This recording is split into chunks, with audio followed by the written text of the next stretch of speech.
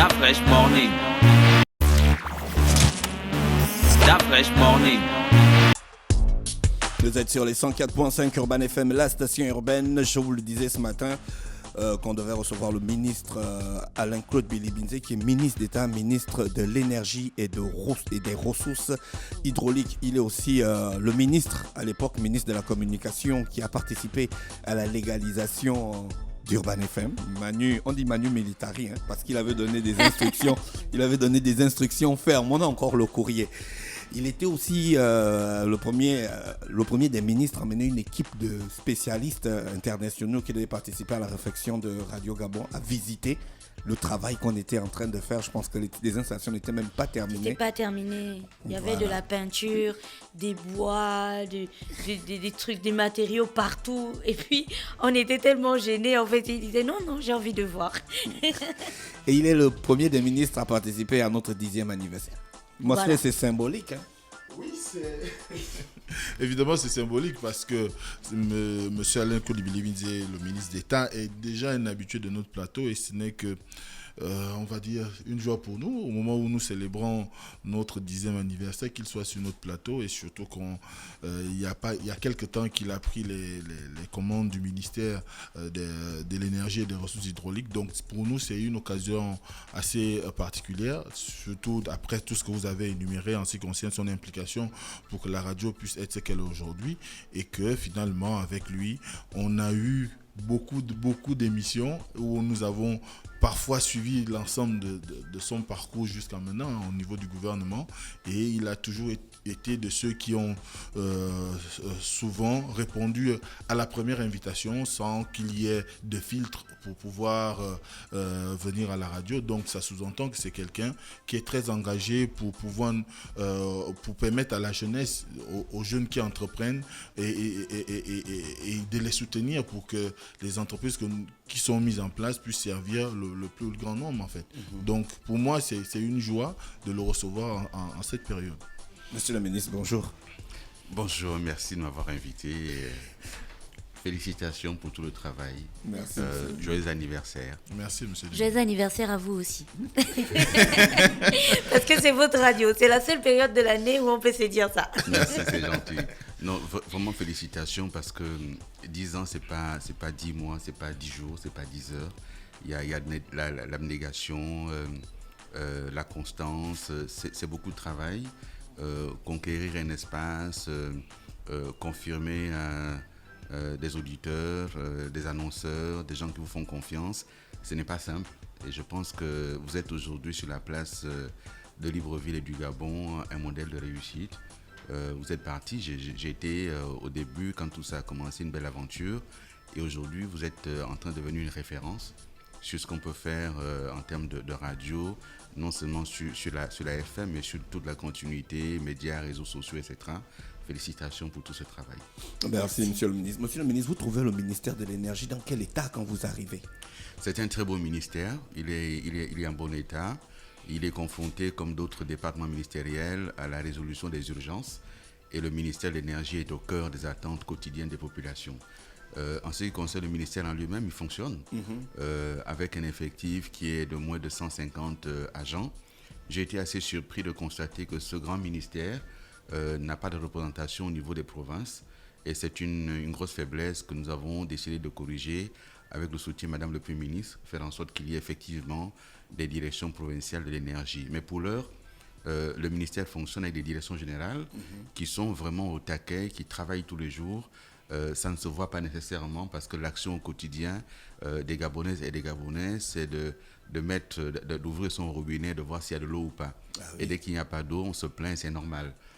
Parce que l'État doit apporter l'eau potable aux populations, où qu'elles soient sur l'ensemble du territoire, c'est une obligation. L'État doit apporter l'électricité, où que les gens se trouvent, c'est une obligation. Et tant qu'on n'a pas rempli ces missions-là, c'est normal que les populations se plaignent et ne voient pas très bien quelle est l'action du ministère. Nous avons une action stratégique pour orienter, une action stratégique pour élaborer les politiques publiques en tant que ministère. Ces politiques publiques sont élaborées au niveau des directions générales, de l'électricité, de l'eau, de la radioactivité, les 3 grandes directions générales dont dispose le ministère. Et il y a des entités de mise en œuvre Parmi ces entités, il y a le CNE, Conseil national de l'eau et de l'électricité, il y a la SEG, dont l'État contrôle aujourd'hui 51% du capital.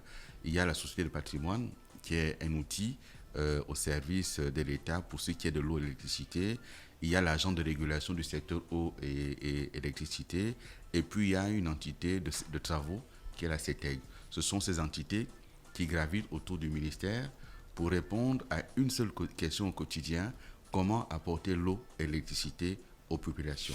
Très bien. Oui, vas-y. Est-ce qu'à cette question, Monsieur le ministre, on a essayé d'identifier exactement des pistes de solutions et de comprendre aussi pourquoi les habitants n'ont pas d'eau et pas d'électricité? Comment on peut se retrouver cette année, en 2020? Voilà, comment en 2020, on est encore dans cette situation quand il y a quelques années, on se souvient des grands travaux d'adduction d'eau qu'il y avait eu tout le long sur la route des PK7 où on enterrait en fait de grosses buses qui avaient pour objectif, si je ne me trompe pas, d'augmenter la capacité d'eau fournie à Libreville. Aujourd'hui encore, que les gens soient à Akanda, à Libreville, dans le Grand Libreville ou même au Vendôme, tout, mais ainsi de suite. La question de l'eau relève de quelque chose de mystique. Aujourd'hui, Monsieur le ministre, de nombreux Gabonais consomment de l'eau vendue en cubiténaire à des coûts exorbitants. Est-ce qu'on a compris d'où vient ce problème et on voit un petit peu quelles peuvent en être des pistes de solutions? Et pour compléter sur ce qu'elle dit, parce que dès la prise de vos fonctions au mois de juillet, vous avez fait des rencontres avec les administrations que vous venez de citer, mais également initié des visites de terrain, notamment à Ndjolé, à Lambaréné, à travers un certain nombre de villes de notre pays. Quel constat se dégage avant d'arriver aux réponses que la question de Gina? Bien, je vous remercie. Dans ce domaine, il n'y a pas d'idéologie, il n'y a pas de philosophie. Lorsqu'une population n'a pas d'eau, elle n'a pas de parti politique. Il n'y a que les Gabonaises et les Gabonais. Il n'y a que les habitants du Gabon qui sont confrontés à un problème d'eau potable et d'électricité. Et sur ça, il faut entendre ce qui se passe. Les constats qui ont été faits, chacun en convient, c'est à la fois l'ancien Libreville, Akebe, Nombakele, Glace, Plein Niger, Batterie 4, c'est aussi le nouveau Libreville. Les problèmes se posent à 3 niveaux au moins. D'abord au niveau de la capacité de production. Les usines d'Untum qui ont été construites il y a des années déjà n'arrivent plus aujourd'hui à fournir la quantité d'eau suffisante pour alimenter les populations du Grand Libreville. Ce problème se pose de la même manière dans les capitales provinciales, où les derniers grands travaux remontent à il y a des dizaines d'années, et c'est le premier constat qui a été fait. Le second constat, c'est la question d'urbanisation de la ville. La ville s'urbanise un peu de manière, pardonnez-moi de l'expression, de manière un peu anarchique, un peu sauvage. Chacun construit où il peut et s'installe un peu comme il peut. Et de ce point de vue, les questions d'adduction d'eau n'ont pas toujours suivi. Les amenées d'eau, d'électricité, de téléphone, d'Internet ne font pas partie nécessairement de notre urbanisation. Ça pose 1000 problèmes. Les populations s'installent d'abord et on amène les canalisations ensuite en détruisant les routes, etc. Ça pose 1000 problèmes. Le deuxième niveau de difficulté, c'est qu'il vous souviendra que l'État, en 1997, a cédé la SEG à un opérateur et sur une convention de concession de services publics qui lui a été accordée. Et pendant 20 ans, le constat, c'est que cet opérateur n'a pas investi dans la maintenance de l'outil, le renouvellement de l'outil, l'extension des systèmes de production. On n'a pas obéi au cahier de charge. N'a pas respecté le cahier de charge. D'où d'ailleurs l'État a été obligé de prendre une mesure forte, la réquisition. Lorsqu'on fait le point aujourd'hui, il y a des travaux importants qu'il faut engager. Et c'est pour cela que l'État a engagé ces travaux. Maintenant, la démarche, elle est en quatre points.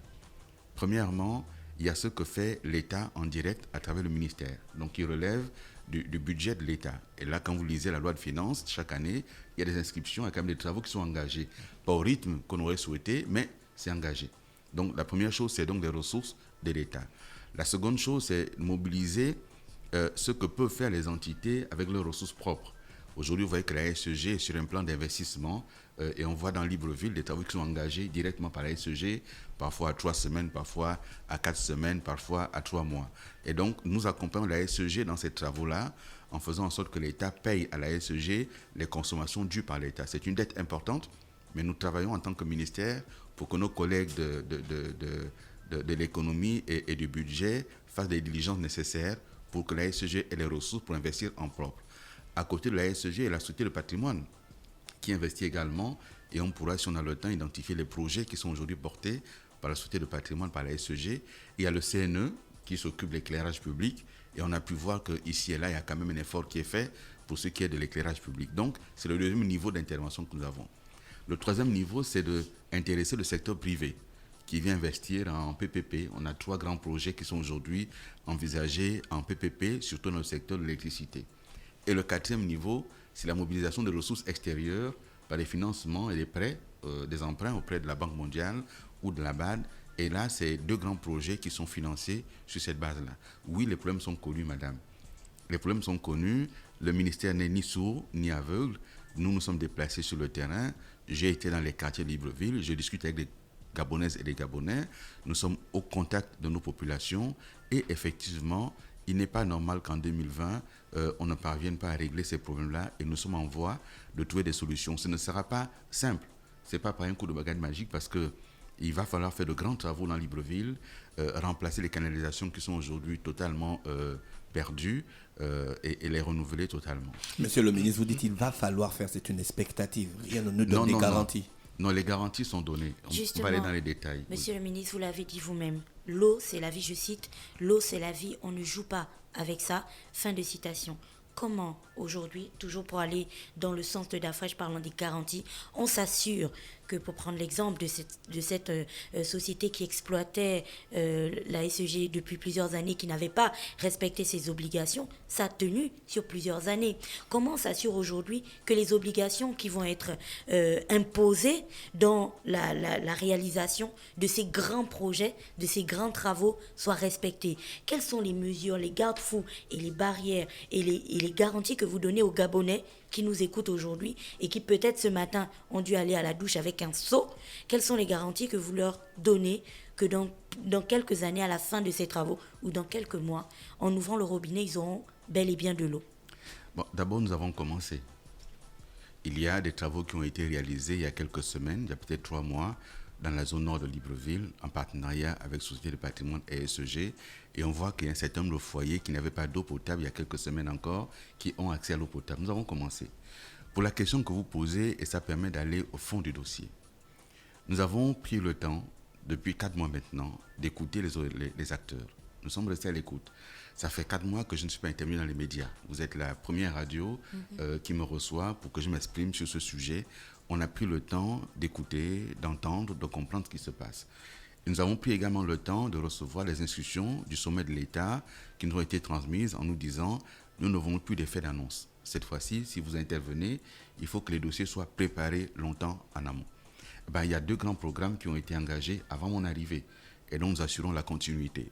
Il y a le programme Pied-Pal avec la Banque mondiale qui va donc concerner de grands travaux dans le Grand Libreville, les 3 arrondissements d'Ovendo, les 3 arrondissements d'Ntoum, les 2 arrondissements d'Akanda et les 6 arrondissements de Libreville. Tous les quartiers sont concernés.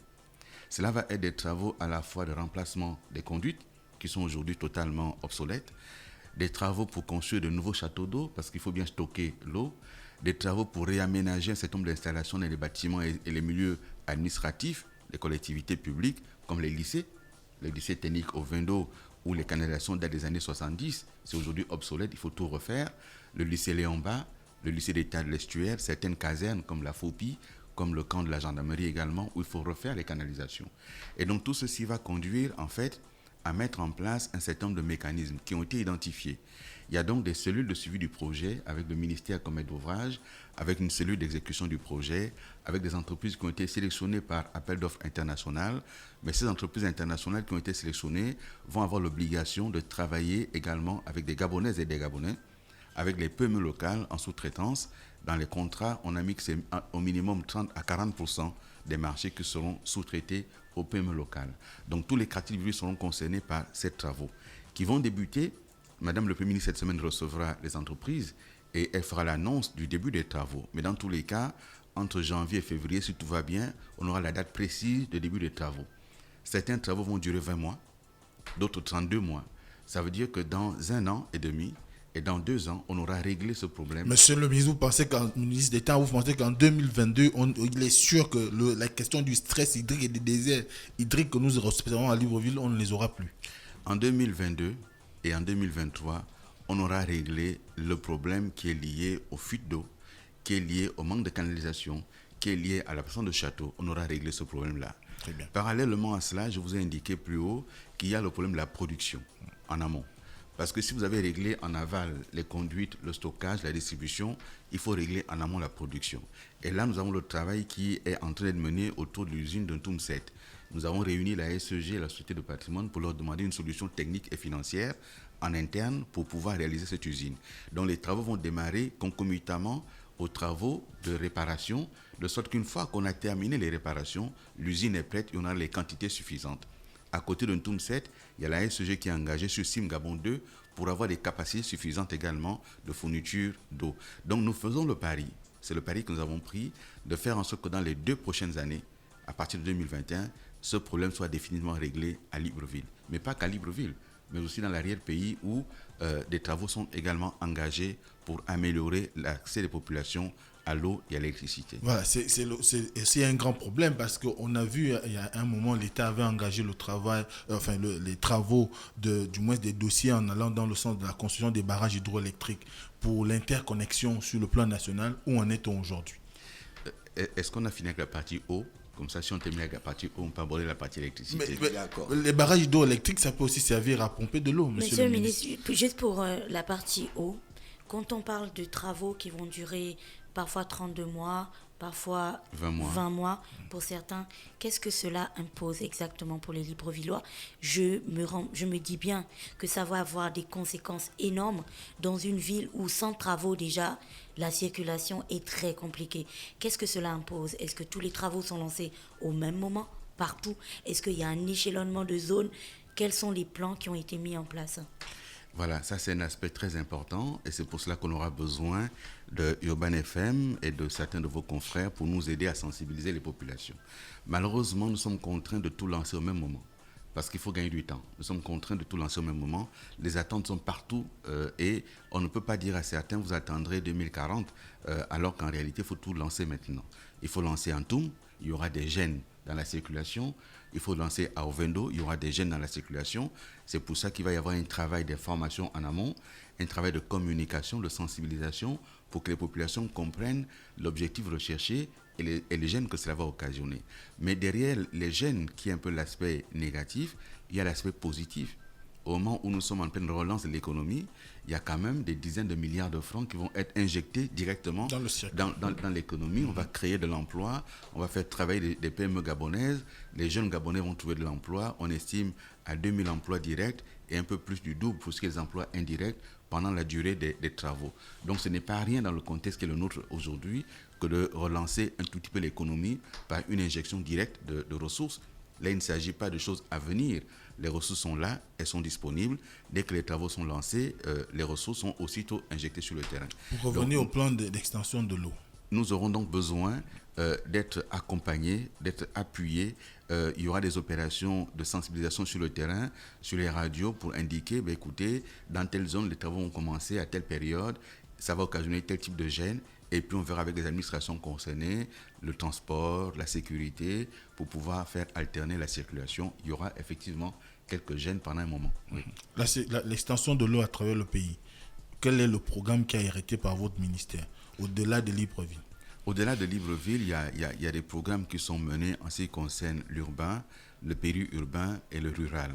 Nous poursuivons le chantier en ce qui concerne, par exemple, la question de l'hydraulique villageoise.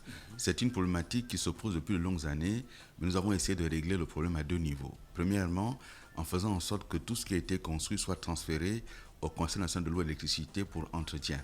Parce que très souvent, on a construit des forages, on les a livrés, et au bout de 1 an, 2 ans, ils sont en panne, parfois pour des questions simplement de petites pièces qu'il aurait fallu remplacer, mais que personne n'a songé à les remplacer.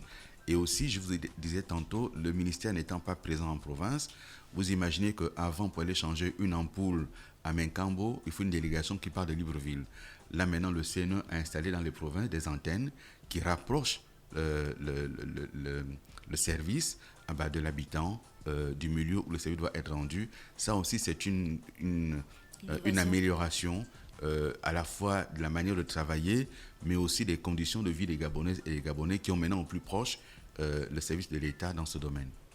Monsieur le ministre, comment se fait-il que Pourquoi le ministère de l'Énergie n'étudie pas des nouvelles technologies pour la transformation d'eau? Il y a des villes comme Lambaréné qui a l'Ogooué qui traverse. Est-ce qu'il n'y a pas des nouvelles techniques ou des nouvelles technologies pour pouvoir transformer l'eau de l'Ogooué, qu'il soit potable ou bien utilisable par les ménages?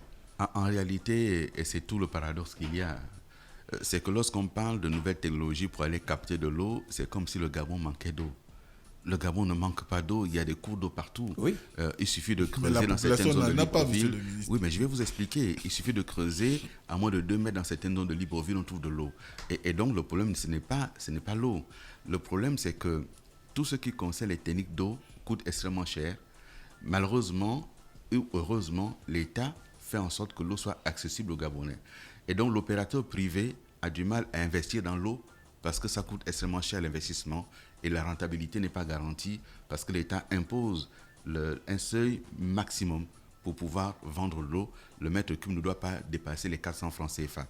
Et donc ça fait en sorte que l'opérateur n'est pas toujours intéressé à investir dans l'eau. Donc l'État prend le relais. Lorsque vous prenez la ville de Lambaréné, j'y ai séjourné. Lambaréné est une île, il y a de l'eau partout. Et vous constatez qu'à Lambaréné, on a fait des forages. Parce qu'on allait à la solution la plus simple.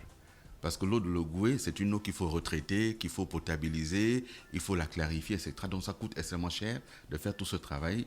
Donc la solution simple, ça a été d'aller faire un forage. Malheureusement, les populations ont présenté des défiances sur l'eau des forages. Certains ont pensé que c'était de l'eau qui n'était pas potable, c'était de l'eau qui présentait quelques avaries. Et donc sur Lambaréné, on va investir, et la SEG a déjà investi dans une nouvelle station de captage d'eau, de traitement d'eau, et nous allons continuer à travailler pour apporter cette solution. Le deuxième élément à Lambaréné, c'est la question des châteaux d'eau. Il y a un seul château qui fonctionne, il en faut un deuxième pour arroser correctement les arrondissements. Ce problème se pose à Lambaréné, il se pose à Franceville, il se pose à Oyem, à Makokou, à Mouila. Et là aussi, à Mouila, la SEG a déjà travaillé. Dans les semaines à venir, Mouila sera totalement connecté en eau. Au niveau de Franceville, les travaux ont été engagés également. Il reste à peu près 3 milliards de travaux pour finaliser les travaux sur Franceville. Et le ministère a inscrit, dans le plan d'urgence qu'a demandé le chef du gouvernement, on a inscrit Franceville, on a inscrit Makokou, on a inscrit Mouila, Oyem, pour apporter des solutions. C'est vrai, et vous avez raison, et je vous ai indiqué tantôt que dans ce domaine, il faut investir, il faut maintenir, il ne faut pas se relâcher. Dès que vous mettez 20 ans sans investir, le rattrapage est très lourd, c'est très compliqué. Parce que les canalisations qui ont été enterrées depuis 30 ans, 40 ans, parfois ça ne correspond plus au diamètre qu'il faut aujourd'hui, parfois on a construit dessus, parfois on a fait des travaux, on a détruit les canalisations, donc il faut tout recommencer. Si vous prenez OIM, le ministre de la Santé m'a écrit l'autre jour en m'indiquant que l'hôpital régional n'est pas servi en eau. Et donc, au niveau du ministère des Ressources hydrauliques, nous avons pris la démarche de réaliser des forages pour rendre tous les centres hospitaliers autonomes en eau, qui ne soient plus soumis aux aléas de la fourniture par la SEG. Donc, cette démarche aussi, nous l'avons engagée. Monsieur le ministre, pourquoi l'État est prompt à imposer un tarif à l'eau à l'entreprise qui s'en occupe, mais ferme les yeux quant au petit business qui tourne autour de la fourniture en eau des ménages. Aujourd'hui, lorsqu'on vend de l'eau, que ce soit 1000 m3 ou 2000 m3 dans les zones d'Akanda, et pas besoin de présenter les zones parce que c'est commun à tout Libreville aujourd'hui, les tarifs sont vraiment à la tête du client et au choix du vendeur. Est-ce de la responsabilité du ministère dont vous avez la charge ou d'un autre ministère, et pourquoi personne ne veut regarder droit dans les yeux ce business qui est florissant pour les personnes qui le font, mais totalement handicapant pour les personnes qui sont obligées de le payer tous les jours? Ce business, comme vous dites, pose plusieurs types de problèmes. Le premier que cela pose, c'est que pour l'essentiel, cette eau-là, c'est au niveau des bouches incendies installées par la SEG que les gens vont se servir pour aller vendre de l'eau. C'est déjà le premier problème que ça pose. Le second, c'est que parfois, cette eau-là, elle est récupérée dans des conditions un peu, on va dire, hypothétiques. On ne sait pas exactement d'où vient cette eau. Ça pose un autre type de problème quant à sa potabilité. Le troisième problème que ça pose, c'est effectivement le tarif, donc l'encadrement de tout ceci. Et nous sommes en train de travailler sur le code de l'eau, parce que jusqu'à présent, malheureusement, ce n'était pas réglementé. Et donc, nous travaillons sur le code de l'eau, sur le code de l'électricité, pour pouvoir faire en sorte que, effectivement, ce business, comme vous dites, soit réglementé. tant que l'État n'a pas rempli sa mission de service public d'apporter de l'eau aux ménages où que se situent les uns et les autres, il y aura toujours un élément résiduel qui permettra aux uns et aux autres de faire du commerce de l'eau. Mais il faut que ce commerce soit réglementé sur la potabilité, les conditions de transport de l'eau, de stockage, de distribution. Et donc tout ceci fait partie du code de l'eau. D'ailleurs, dès que je sors de ce studio, je serai en réunion avec les collaborateurs pour le finaliser. Il est quasiment terminé. Cette semaine, il sera transmis aux différents acteurs pour examen avant que ça aille au gouvernement. Monsieur le ministre, il faut faire vite parce que moi, le cubitonnaire me coûte 15 000 francs par semaine. Et le gars, il va prendre l'eau à une pompe publique. C'est ce que je vous dis. Alors là, vous évoquez un autre sujet. Je ne sais pas, vous et moi, on n'a pas le même âge, mais moi, j'ai grandi dans cette ville de Libreville en prenant l'eau à la fontaine publique. Et la fontaine publique n'était pas juste à côté de la maison. On allait à 500 mètres de la maison, parfois un peu plus. Ce que veulent les populations aujourd'hui, à défaut d'avoir l'eau jusqu'à la maison, qu'on ait de l'eau à proximité, mais de l'eau potable, que chacun puisse savoir qu'il y a de l'eau disponible à toute heure, à tel endroit. Aujourd'hui, lorsque vous avez même l'eau au robinet et que vous êtes sous le stress parce que vous faites 3 jours, 4 jours sans eau, que l'eau arrive par hasard à 4 heures du matin, c'est stressant. Ça rajoute à tous les autres stress qu'il y a aujourd'hui. Et donc la qualité de la vie, le bonheur des uns et des autres, c'est aussi de pouvoir planifier, programmer les activités. Et donc nous ferons en sorte également, dans le programme qui est engagé avec la BAD et avec la Banque mondiale, c'est de disponibiliser l'eau au niveau des fontaines publiques pour qu'on puisse avoir accès lorsqu'on n'a pas l'eau au robinet à la maison. En créant de nouvelles ou en maintenant celles qui existent déjà? Il y a les deux. Il y a la maintenance et il y a la création de nouvelles fontaines publiques en fonction des nouveaux quartiers qui sont installés et où on n'a pas encore les conduits jusqu'à la maison. L'objectif, c'est que chacun ait de l'eau à la maison. Mais en attendant que cela arrive, il faut qu'il y ait de l'eau à proximité. C'est ça le double enjeu sur lequel nous travaillons. Alors, il y a la question de l'électricité, parce qu'on parle de l'eau. C'est justement où je voulais on parle en de venir, l'eau. moi, Il y a aussi que l'électricité est une question importante aujourd'hui. Avec tout, vous avez vous-même parlé d'urbanisation sauvage. Et il y a que l'interconnexion de Libreville à l'arrière-pays aussi pose problème. Quelles sont les pistes de solutions que vous avez au niveau de votre ministère pour pallier ce manque-là? Bon, d'abord, il y a des efforts qui ont été faits. Mais la demande à Libreville aujourd'hui est telle que nos capacités de production sont limite capables de répondre à la demande aujourd'hui. Est-ce qu'on les a en chiffres, monsieur le ministre? On les a en chiffres, mais je ne peux pas vous les détailler ici. Nous les avons en chiffres. La demande à Libreville, elle croît au Gabon, mais à Libreville en particulier, elle croît en moyenne entre 4,5 et 5% par an. Ça veut dire que chaque année, il faut accroître les capacités de production. Or, encore une fois, pendant les 20 dernières années, il n'y a pas eu d'effort d'investissement de la part de l'opérateur à qui on avait confié, qui s'est contenté en fait des solutions les plus simples, la location de groupe qui coûte extrêmement cher également à l'entretien. Et donc c'est pour cela qu'il y a un certain nombre de projets qui ont été engagés en partenariat public-privé avec un certain nombre d'opérateurs qui doivent construire le barrage de Kingele Aval, dont les travaux devraient commencer l'année prochaine si tout va bien, si on arrive à tout finaliser. Il y a également le barrage de Ngulmenjim, qui est d'une plus grande capacité. Il y a Dibouangui dans le sud. Voilà 3 projets en PPP. À côté de ça, il y a la construction prochaine d'une centrale thermique à gaz, à côté de ce qui existe déjà, avec un autre groupe européen, qui va là accroître des capacités. Une fois que vous avez d'importantes capacités de production, vous pouvez alors réinjecter dans l'arrière-pays. Et c'est dans ce sens qu'une ligne a été construite entre Kango, Bifoun, Mouila, plutôt Lambaréné, Fougamou, Mouila, et une autre ligne dans le nord, entre Oyem, Bitam, jusqu'à la frontière, les 3 frontières, du côté de Meyokié et du côté des Boro. Donc, ces travaux ont été engagés. Pour ce qui est de cette ligne, les travaux devraient être finalisés le 15 décembre. Et donc, si tout va bien, on va réceptionner le 15 décembre ces travaux. Ça veut dire que demain, nous pourrions pouvoir injecter l'énergie de Libreville pour aller alimenter Lambaréné s'il y a une avarie à Lambaréné ou aller alimenter Mouila.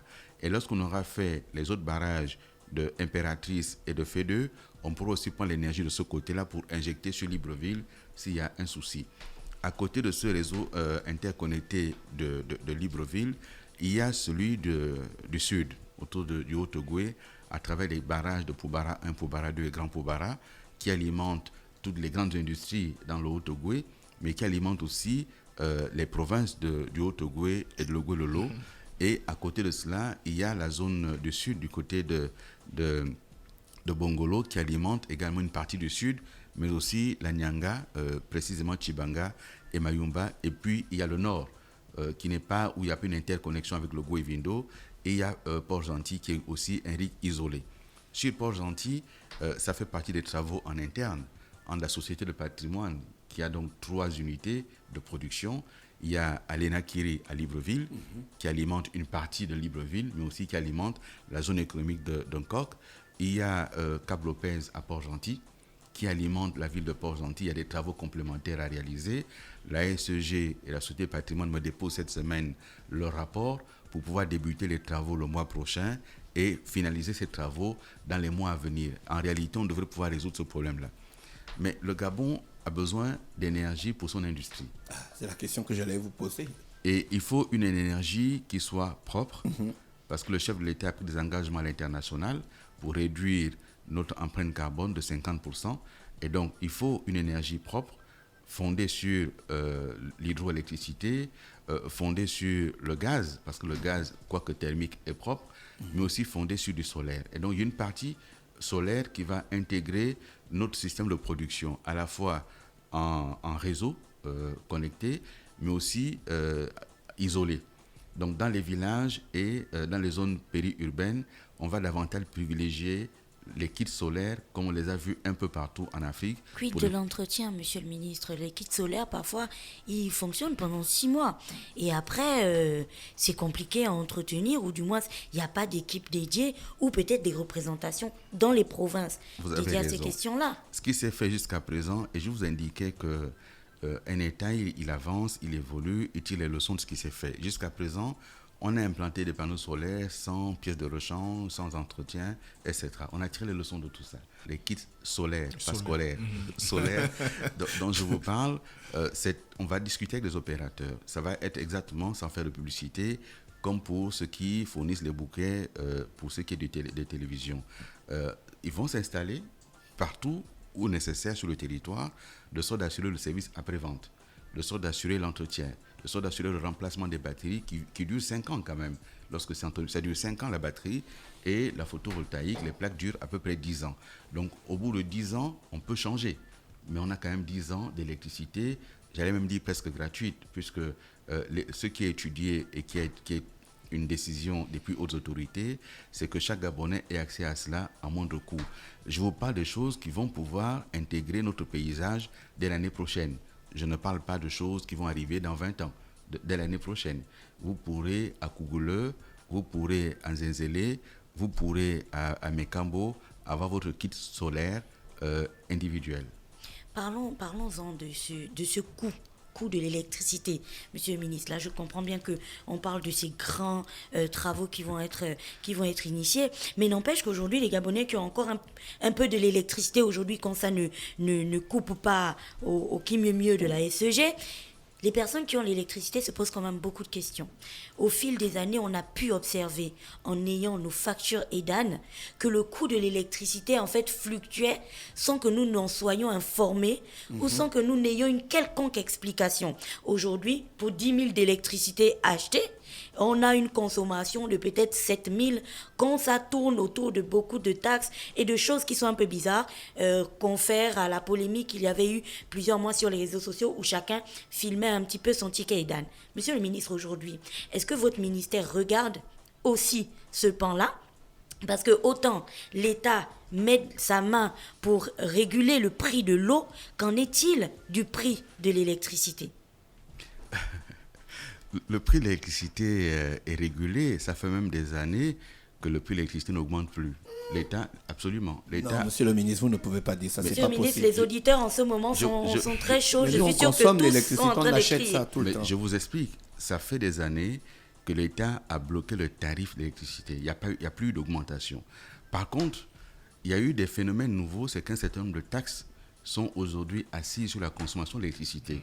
C'est ce qui fait qu'en réalité, vos factures augmentent, pas tant l'électricité en elle-même, mais parce qu'il y a des taxes qui sont assises dessus. Il y a la contribution spéciale à l'électricité qui est assise dessus. Il y a une autre contribution qui est venue s'adosser sur la question des ordures ménagères, qui est également assise dessus. C'est tout ça qui augmente en réalité la facture. Mais ce n'est pas tant la consommation de l'électricité elle-même. Mais monsieur le ministre, il y a quand même une fluctuation quand vous allez d'un opérateur à un autre. Non, vous ça, achetez chez Mamadou, vous achetez par mobile banking. Nous sommes en train de réfléchir sur le sujet pour voir avec notre opérateur principal, SG, comment harmoniser tout cela. Simplement, lorsque vous allez acheter chez X ou chez Y, il y a des commissions qui ne sont pas les mêmes selon l'opérateur.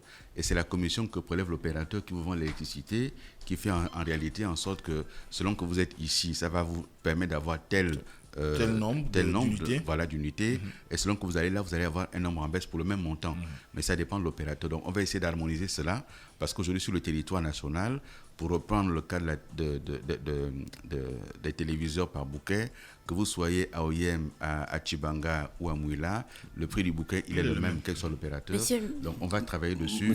C'est en cours. Monsieur le ministre, il faut comprendre quelque chose. Quand on voit la facture d'électricité, on ne regarde pas les taxes. Maintenant, nous emmenons de nouvelles. Mais il faut regarder les taxes. Mais monsieur le ministre, c'est de votre ressort. C'est parce que c'est le ministère de l'énergie. Non, mais donc, quand le ministère de l'énergie s'arrange avec l'État pour ajouter une taxe dans notre facture, il faut au moins que le ministère de l'énergie gère sa réputation. Non, je vous explique. Vous avez ajouté une taxe sur les ordures ménagères dans nos factures. On voit toujours les ordures ménagères. On a l'impression d'être floué. Bien. D'abord, cette taxe-là. Ça, c'est le cœur qui parle, monsieur le ministre. Ça, c'est le cœur qui parle. On se dit que c'est le ministre de l'énergie qui s'arrange à ce que le ministère de l'énergie qui s'arrange à ce que les gens qui gèrent les ordures ménagères nous flouent à travers les factures de l'électricité. Ça, c'est le cœur qui parle. Le cœur peut quand même faire une petite jonction avec la raison pour se rendre compte que le ministère de l'énergie veut bien avoir toutes les compétences, mais ne gère pas les ordures ménagères. Et ce n'est pas le ministère de l'énergie qui impose les taxes. Il y a que l'État décide que pour la question des ordures ménagères, il faut une ressource. Et on étudie comment aller récupérer cette ressource. Et le plus simple parfois, effectivement, c'est l'abonnement parce qu'il est connu. Lorsque vous avez un abonnement, vous êtes connu, vous n'êtes pas quelqu'un qui va fuir, etc. Donc là, il y a une capacité à recouvrer plus rapidement cela.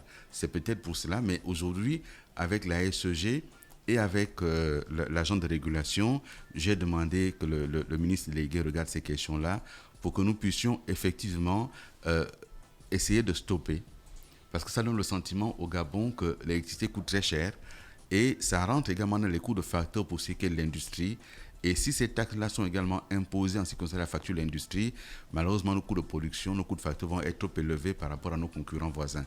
Donc, nous sommes en train de travailler dessus, mais encore une fois, ce n'est pas tant la consommation elle-même qui est chère, c'est l'ensemble des taxes qu'il y a dessus. Monsieur le ministre, vous avez initié un code de l'eau. D'ailleurs, vous allez le finaliser tout à l'heure après l'émission.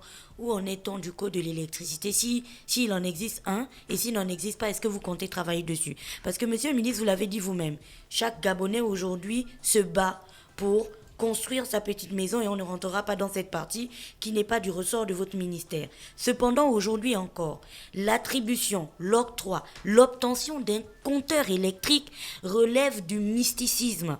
Monsieur le ministre, il faut avoir de très fortes connexions et de gros sous pour pouvoir acquérir un compteur électrique. Est-ce quelque chose de réglementé? Et sinon, est-ce qu'on peut aller vers quelque chose de réglementé plus tard? Nous avons finalisé le code de l'électricité qui sera soumis également aux hautes autorités dans la procédure législative en même temps que le code de l'eau. Et vous évoquez un sujet d'importance. Chaque Gabonais qui construit sa maison a besoin d'avoir une connexion, d'être alimenté. Et pour être alimenté, on s'adresse à un seul opérateur aujourd'hui, qui est la SEG. Et nous nous sommes interrogés au niveau du ministère lorsqu'on travaillait sur le code de l'électricité de savoir pourquoi ça prend autant de temps pour avoir un compteur d'électricité. Deux, pourquoi lorsqu'on l'a, on doit payer pour venir être connecté. Pourquoi est-ce qu'on doit payer? Donc il y a les frais qui sont ajoutés. On s'est posé 1000 questions sur ce sujet et on a essayé de regarder comment ça se passe ailleurs pour nous en inspirer et bâtir un code de l'électricité qui va amener les opérateurs, je dis bien les opérateurs, parce que le code libéralise aussi bien la production que la distribution. Ça veut dire qu'une fois que le code sera adopté et promulgué, vous pourrez avoir demain d'autres opérateurs qui s'installent dans la distribution et la commercialisation de l'électricité si le marché le permet. C'est une question de marché. Et donc, faire en sorte que le compteur soit installé à proximité immédiate, sinon sur le mur de la maison. Pourquoi? Parce que vous avez aujourd'hui des compteurs qui sont installés à 1 km de la maison, à 2 km de la maison. Et ça crée 1000 problèmes. D'abord, c'est vilain à voir. Ensuite, il y a des problèmes de perte de tension qui arrivent sur votre domicile in fine. Il y a les raccordements anarchiques. Il y a les raccordements anarchiques. Il y a des gens qui piratent votre compteur. Et donc, tous ces phénomènes sont connus. Et le code de l'électricité va réglementer tout cela pour imposer quand même une qualité de service qui fasse en sorte que chacun soit connecté où qu'il se trouve. Mais encore une fois, si vous avez construit votre maison à 5 km de la dernière connexion, il y a quand même des risques à ce que ça prenne du temps à ce qu'on vienne vous connecter. Là aussi, ce sont des sujets qu'il faut poser sur la table. N'y a-t-il pas de synergie entre le ministère dont vous avez la charge et puis le ministère de l'aménagement Mosley du territoire peut-être ou de l'urbanisme, parce que la ville certes se développe de manière exponentielle, mais il y a quand même une petite logique avec le développement de la ville. C'est qu'aujourd'hui, quand on regarde les zones qui sont conquises à Akanda, après le stade, donc quand on a fini le stade, on savait déjà que ces zones-là seraient conquises. Lorsqu'on regarde aujourd'hui Bikele et après l'implantation de la zone économique spéciale de Nkok, on sait bien qu'entre Nkok et Ntoum, il y a une activité qui monte. Pourquoi alors il n'y a pas de prévision sur ces points-là quand on sait que gouverner, c'est prévoir? Mais qu'est-ce que vous voulez que je vous dise, madame? Vous avez parfaitement raison de faire cette observation qui est légitime, qui est même très juste. Il y a des problèmes de synergie entre différents acteurs, pas seulement gouvernementaux, tous les acteurs publics et privés. Dès qu'on a un projet de lotissement, je vois aujourd'hui, il y a un grand lotissement qui est en voie de développement du côté de Kolassi par un privé. Il faut que, dès à présent, il y ait des synergies entre ce privé qui envisage de construire des milliers de maisons et le ministère de l'Énergie qui doit fournir à travers la SEG pour le moment l'eau et l'électricité. Mais s'il n'y a pas de discussion en amont entre le promoteur, le ministère et la Société d'énergie et d'eau du Gabon, il aura terminé ces maisons qu'on aura le problème d'eau. Donc c'est dès le départ qu'on règle ces questions-là. C'est difficile de les régler après. Il faut les régler en amont, comme vous dites, dans des synergies mais intelligentes entre différents acteurs. On ne peut pas imaginer un lotissement sans en amont discuter avec ceux qui fournissent l'eau, l'électricité, le téléphone, Internet, la route. Et donc, lorsqu'on vient faire la route, en même temps qu'on aménage la route, on aménage les canalisations d'eau, l'électricité, pour les amener de l'électricité. Parfois, c'est enterré, bien sûr, les amener de l'électricité, d'eau, de téléphone, Internet. Et de sorte que celui qui vient construire sa maison, il a tout à proximité. Ce sont des propositions, ce sont des sujets qui existent. Malheureusement, madame, on a pris tellement de retard dans ce domaine que le Gabonais, quand vous dites qu'il veut construire sa maison, il acquiert un terrain là où il peut l'acquérir, il construit sa maison, et puis, voilà, il va essayer de chercher... Est-ce que cette question ne sera pas prise en compte, ou bien n'est pas prise en compte dans le code de l'eau et l'électricité que vous allez proposer? Vous savez, il y avait une disposition contractuelle entre l'opérateur qu'on a dû faire partir et l'État. Et cet opérateur disait que lui ne peut amener l'eau et l'électricité que là où l'État d'abord fait la route. Oui, en principe, c'est cela. Mais dans notre contexte, c'est une vue de l'esprit. Parce que vous savez comment nous construisons, comment nous installons. Et donc, vous avez raison, ce sont des synergies à mettre en place en amont. Mais ce sont des synergies qu'on ne peut pas intégrer dans le seul code de l'électricité, parce qu'il y a le code de l'urbanisme qui existe également. Et donc, c'est un rapprochement entre différentes entités pour arriver effectivement à ces synergies-là. Pour l'heure, les retards qui ont été pris vont être rattrapés. C'est le message que je suis venu vous porter ce matin. Les travaux vont être engagés l'année prochaine dans le Grand Libreville et à l'intérieur du pays avec le soutien de la Banque mondiale et de la BAD pour apporter l'eau et l'électricité aux populations et aux ménages. Et nous travaillons au niveau du ministère pour faire recours aux énergies nouvelles et renouvelables pour apporter des éléments complémentaires, notamment pour les zones rurales qui ne sont pas connectées à un réseau. De sorte qu'à l'horizon 2022, les Gabonais, dans leur grande majorité, aient accès à l'énergie où qu'ils se trouvent sur le territoire. C'est une programmation. Je n'ai pas dit qu'en 2022, tout le monde aura. J'ai dit à partir de 2022, les Gabonais qui le désirent pourront accéder grâce à l'achat de kits solaires, et non pas scolaires, solaires individuels. Merci, monsieur le ministre, d'avoir accepté notre invitation. C'est moi qui vous remercie de m'avoir invité. Joyeux anniversaire encore et félicitations pour la suite. Vous voyez, je vous ai réservé ma première interview comme ministre de l'Énergie. Merci. On est très honorés, merci beaucoup. That fresh morning.